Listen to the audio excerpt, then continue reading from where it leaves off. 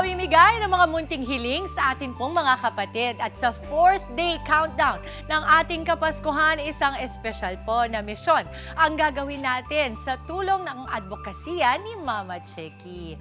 Maghahatid po siya ng munting regalo para sa mga kapatid nating nasa special education.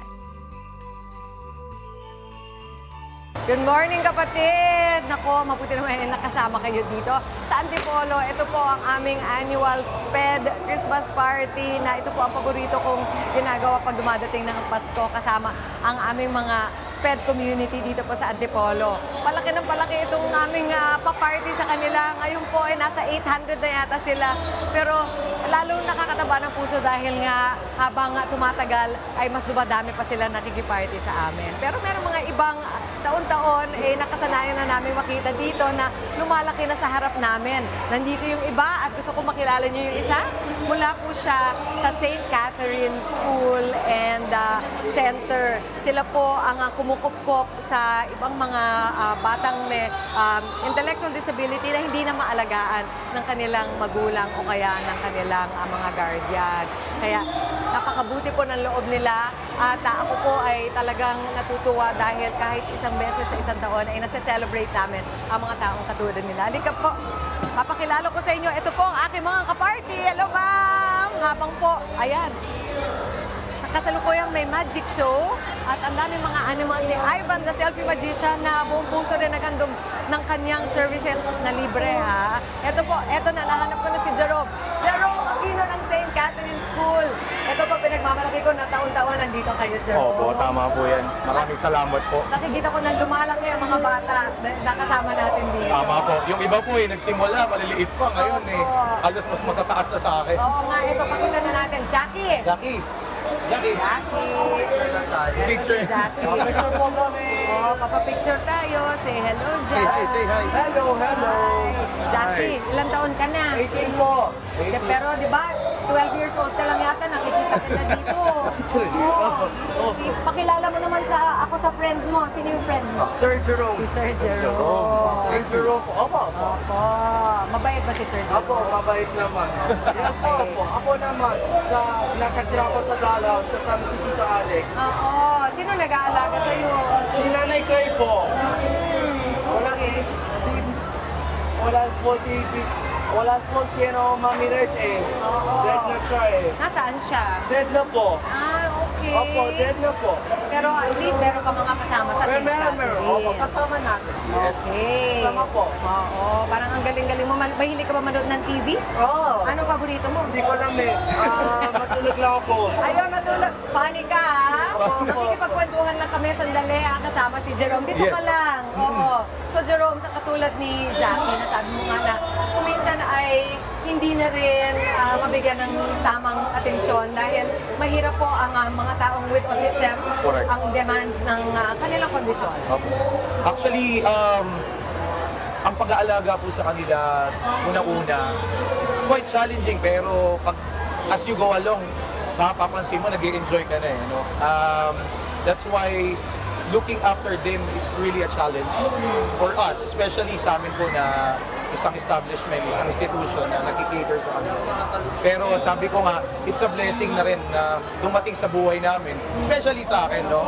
Now that my mom, Teacher Faye, I know you know my mom po na wala na.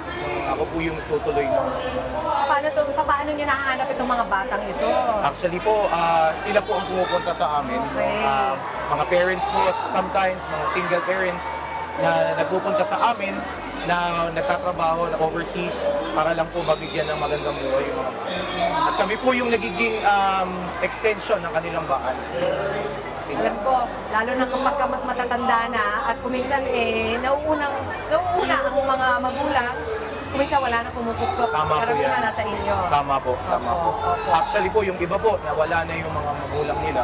At kami po yung naging kasama nila sa buhay after the death of their parents. Yes. Pero ang St. Catherine's dito sa Antipolo, meron din kayong school kung saan tinuturuan nyo ng proper, talaga, meron kayong programa para Yes sa po. mga children Meron po. with Meron po. intellectual disability. Ang St. Catherine po ay merong day school, no? At meron din pong residential care na katulad po ng sabi ko kanina, extension ng kanilang bahay.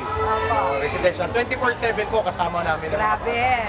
At ako nga, sabi ko, nagpapasalamat ako kahit once a year, nakakasama ko kayo dito. Tama po. At kami po ay masayang-masaya rin na nakakasama po niyo kami at kayo rin po. Salamat po sa pag-invite sa amin. Pag-usapan natin si Zaki. Nung una mong nakilala si Zaki, kamusta siya at paano siya nagbago? Nung una po, back, I think, Zaki, come here. I think 4 years back, ako, si Zaki po ay isang batang, una, hindi siya nakikipag-communicate masyado. Mahiyain, no? Pero ngayon ay, after quite some time, nakakaharap na sa mga tao at nakikipag-usap na. No, Zaki? Makausap po.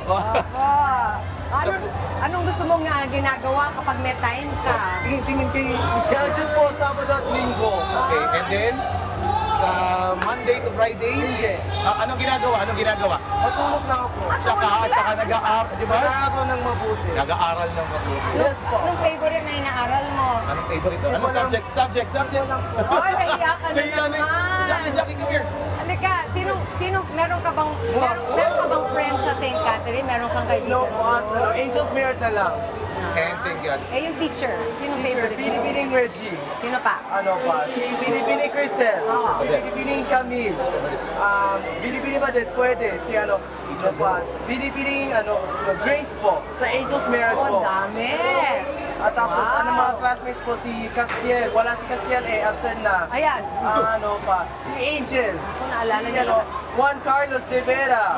Si Andre Protasio. Naku, alam mo lang, maubos ko sa akin. Galing na memorya mo, ha? Teka, may tatanong ako sa'yo. May Baka tatanong. meron kang gustong i-share sa kanila ngayong Pasko. Meron ka bang gustong Opo. hilingin? Para naman, Hiling? oo, meron ka bang, gustong Anong gusto? matanggap? Ano bang Ang gusto mo feeling ngayong ko, Pasko? bagong sapatos. Wow! Bago, medyas. Anong size mo? Shopping ako Size yan. ito. Ayan, o sige, anong size mo? Okay, Size. pinagdan natin. Anong size yan? Anong size? Ayun! Ito size ko. 9! Size 9. Sige, pupuntahan Size kita. 9. Magsa-shopping tayo. Oo. Ha? Promise ko yan sa'yo. Bibili kita ng sapatos. Tingin kayo. Pero tinanong ko kanina si Sir Jerome, pero maghahanda yata kayo para dun sa mga classmates mo at saka sa teacher mo. Maghanda po kayo. Okay lang ba na nagbumili kami ng konting pandagdag sa inyong kakainin? Ako, kakain. Okay. Ano sasabihin? Ano sasabihin? Ay, po, salamat. Wow! Ito, may konting sardinas. Wow! Pang breakfast. Thank you. High five. High five. Yan po ang pinakagusto ko sa mga bata may autism. No filter. Sasabihin nila. Totoo po yan. Pero ramdam ko, Jerome, ang kasiyahan ni Zaki at nakahanap talaga siya ng tahanan sa inyo. Maraming salamat po. Maraming salamat sa iyo. Maraming Ay, salamat nako, po, Miss Vicky. tuloy-tuloy lang lang tayo dito sa ating Tama po. every year Christmas party. Tama po. Merry Christmas. Merry Christmas po, everyone. Mga kapatid, Dimples Romana po, maging maalam at may pakialam sa mga napapanahong issue at headlines. Mag-follow na po at subscribe na sa social media pages ng News 5.